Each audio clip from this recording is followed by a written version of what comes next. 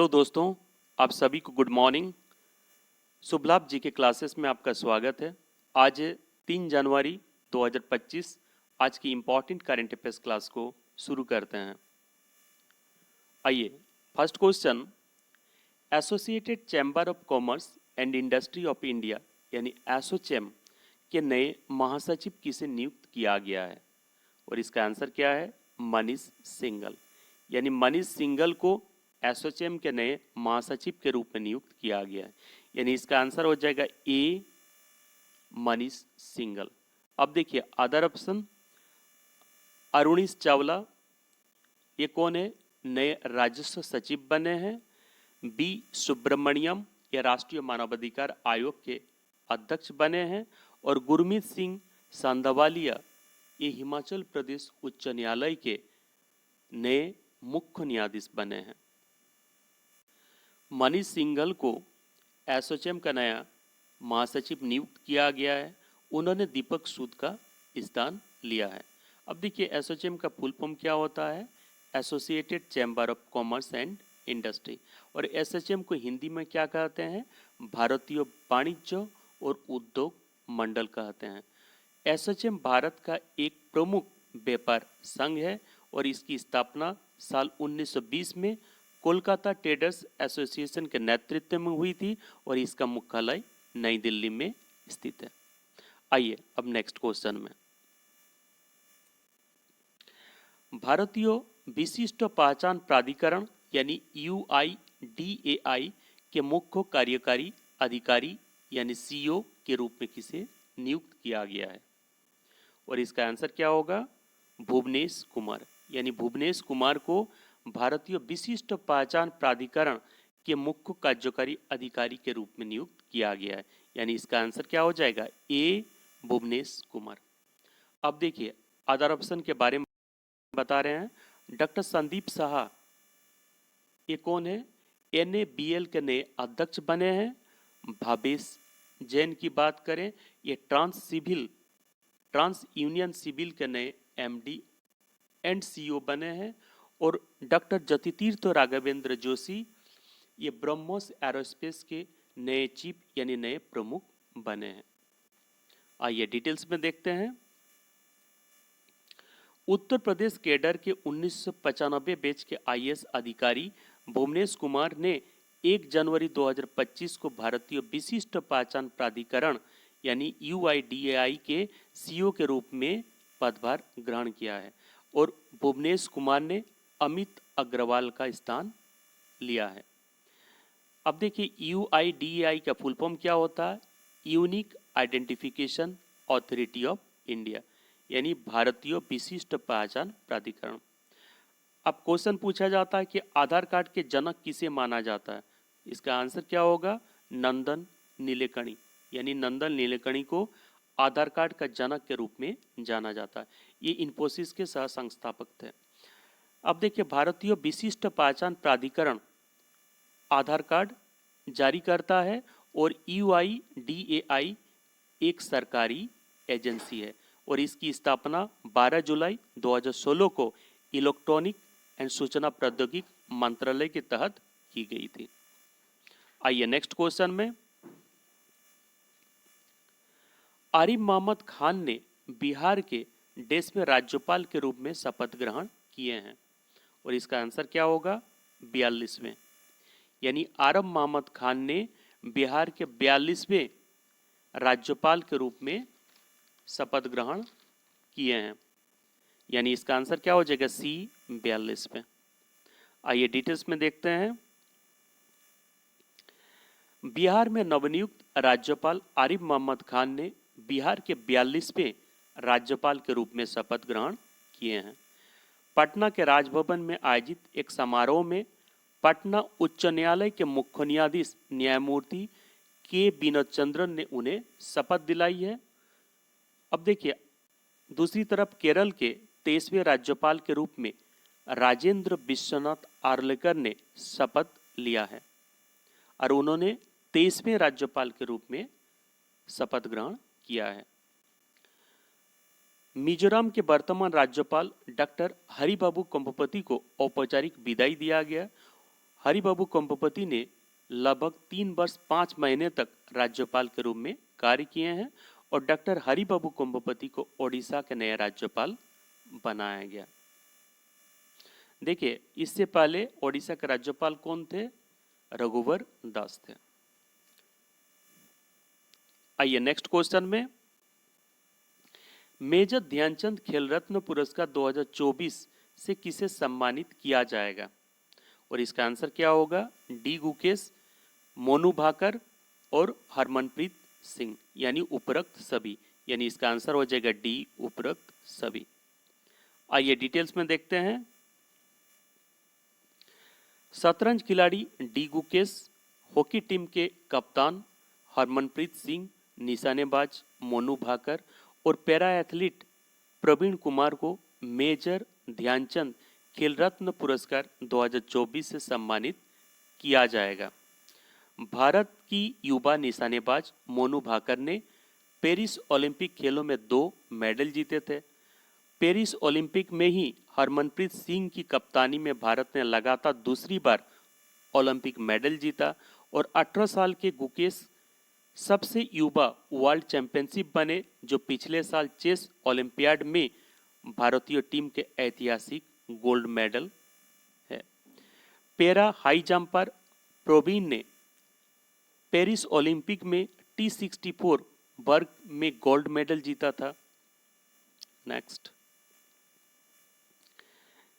खेल रत्न पुरस्कार पाने वाले को एक मेडल दिया जाता है, सशस्त्र पत्र और 25 लाख रुपए नगद पुरस्कार दिया जाता है और अर्जुन पुरस्कार में 15 लाख रुपए की नगद, अर्जुन की एक मूर्ति, सशस्त्र पत्र दिया जाता है। देखिए, अर्जुन पुरस्कार के लिए 32 खिलाड़ियों को चुना गया है, जिसमें 17 पैरा एथलीट हैं। विजेताओं को 17 जनवरी 2025 को राष्ट्रपति द्रौपदी मुर्मू राष्ट्रपति भवन में एक खास कार्यक्रम में पुरस्कार प्रदान करेंगे।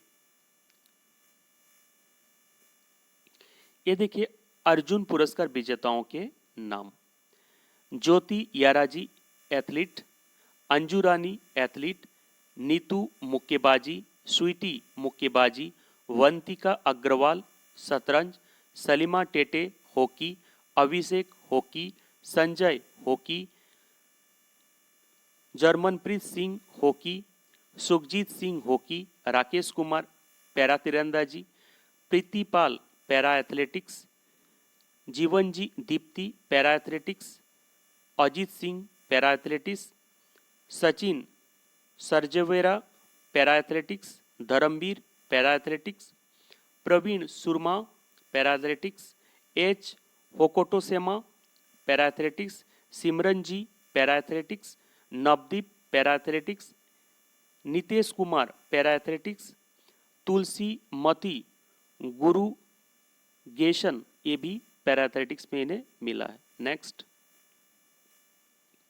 Nithyashree Sumit Sivan para athletics, Manisha Ramdas para athletics, Kapil Parmar para judo, Mona Agarwal para shooting, Rubina Francis para shooting, Suresh Kusale shooting, Sarabjot Singh shooting, Abhay Singh squash, Sajan Prakash तैराकी और अमन कुश्ती में दिया गया है।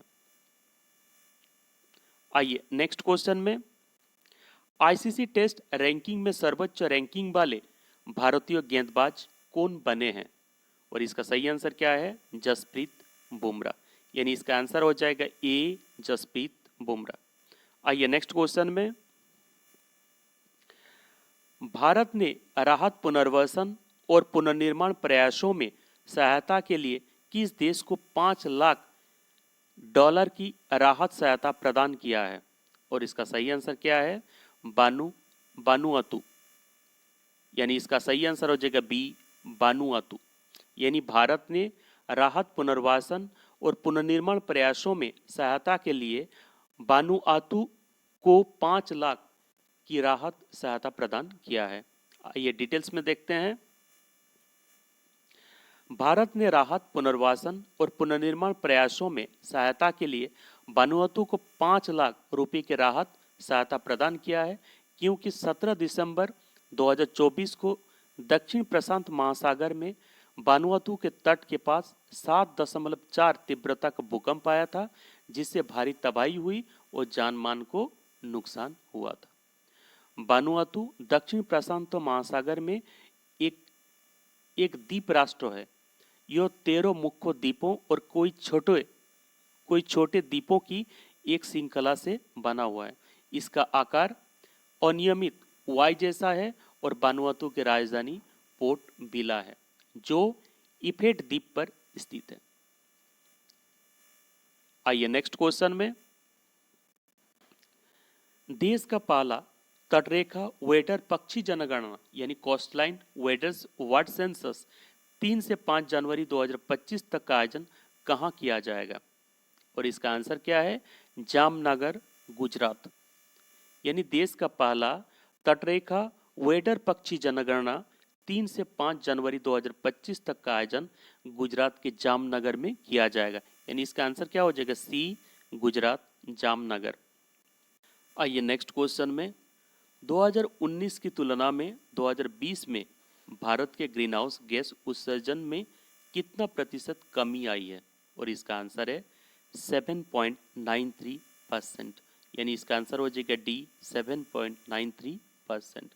आइए डिटेल्स में देखते हैं। भारत ने ग्रीन हाउस गैसों के उत्सर्जन में 33% की कमी करने का लक्ष्य 2030 तक रखा है और साल 2005 से 2019 के बीच भारत में ग्रीन हाउस गैसों का उत्सर्जन 33% का कमी आई है। भारत में ऑटोमोबाइल से होने वाले उत्सर्जन को नियंत्रण करने के लिए BS4 उत्सर्जन मापदंड को लागू किया गया है और कृषि से ग्रीन हाउस गैसों के उत्सर्जन में भारत तीसरे नंबर पर है। भारत में प्रति व्यक्ति ग्रीन हाउस गैसों का उत्सर्जन दुनिया के औसत से कम है और भारत में वन और वृक्ष आवरण लगातार बढ़ रहे हैं। अब देखिए क्वेश्चन में पूछा जाता है कि ग्रीन हाउस गैसों का मुख्य घटक कौन कौन है? तो इसका आंसर क्या होगा? Carbon dioxide, nitrous oxide, methane, chlorofluorocarbon, carbon वाष्प और ओजोन होते हैं। यानी ग्रीन हाउस गैसों का मुख्य घटक carbon dioxide, nitrous oxide, methane, chlorofluorocarbon, वाष्प और ओजोन है। आइए नेक्स्ट क्वेश्चन में, भारतीय राष्ट्रीय भुगतान निगम यानी national payment corporation of India के अनुसार यूपीआई ने दिसंबर 2024 में लगभग कितने करोड़ रुपए का लेन देन किया है? और इसका आंसर है 23.25 लाख करोड़।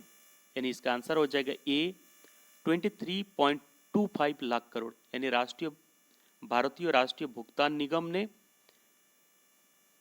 के अनुसार यूपीआई ने दिसंबर 2024 में लगभग 23.25 लाख करोड़ रुपए का लेन देन किया है। आइए डिटेल्स में देखते हैं। भारतीय राष्ट्रीय भुगतान निगम के अनुसार यूपीआई ने दिसंबर में एक महीने में करीब 16.73 बिलियन की लेन देन किया है।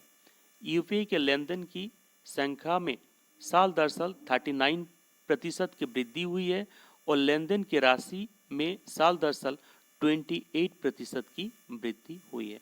अब देखिए यूपीआई का फुल फॉर्म क्या होता है? Unified payment interface. इंपॉर्टेंट है, इसे याद रखिएगा। आइए नेक्स्ट क्वेश्चन में,